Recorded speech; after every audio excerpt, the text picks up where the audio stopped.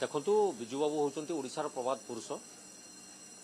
ତାଙ୍କୁ ଯଦି ନେଇକି ରାଜନୀତିକରଣ କରାଯାଏ ତାଙ୍କର ଦେହାନ୍ତ ପରେ ଓଡ଼ିଶାର ବ୍ୟବସ୍ଥା ଅଛି ଦିବଙ୍ଗତ ଆତ୍ମାମାନଙ୍କୁ ପୂଜ୍ୟ ପୂଜା ହିସାବରେ ଆମେ ସମ୍ମାନ ଦେବାର ଦରକାର। ବିଶେଷ କରି ଭାରତୀୟ ଜନତା ପାର୍ଟିକୁ ଆମେ ମନେ ପକାଇ ଦେବା ପାଇଁ ଚାହୁଁଛୁ ସିଏ ଯେଉଁ ଅସ୍ମିତା କଥା କହି ଆଜି ଶାସନ ଗାଦିକୁ ଆସିଛନ୍ତି ଏବଂ ଡବଲ ଇଞ୍ଜିନର ସରକାର କେନ୍ଦ୍ରରେ ତାଙ୍କର ରାଜ୍ୟରେ ତାଙ୍କର ସେ ଭୁଲିଗଲେ କେମିତି ବିଜୁବାବୁ ଜଣେ ପ୍ରବାଦ ପୁରୁଷ ବୋଲି। ସମୟ ଥିଲା ଅଟଳ ବିହାରୀ ବାଜପେୟୀଙ୍କୁ ଆମେ ସମ୍ମାନ ଦେବାରେ କୌଣସି କୁଣ୍ଠା ପ୍ରକାଶ କରୁନଥିଲୁ। ଆମେ ଭାବିନଥିଲୁ ସେ ଭାରତୀୟ ଜନତା ପାର୍ଟିର ବୋଲି। ଆମେ ବି ତାଙ୍କୁ ଯଥେଷ୍ଟ ସମ୍ମାନ ଦେଉ ଏବଂ ତାଙ୍କର ଯେକୌଣସି କାର୍ଯ୍ୟକ୍ରମ ହେଲେ ବି ଆମେ ଯୋଗଦାନ କରୁଛୁ ଏବଂ ତାଙ୍କୁ ଶ୍ରଦ୍ଧାଞ୍ଜଳି ମଧ୍ୟ ଜ୍ଞାପନ କରୁଛୁ।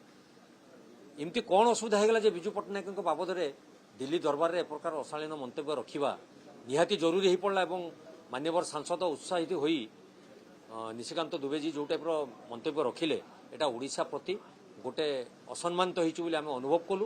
ଏଠି ଦଳ ମତ ନିର୍ବିଶେଷରେ ସମସ୍ତେ ଏ କାର୍ଯ୍ୟକୁ ନିନ୍ଦା କରିବାର ଆବଶ୍ୟକତା ରହିଛି।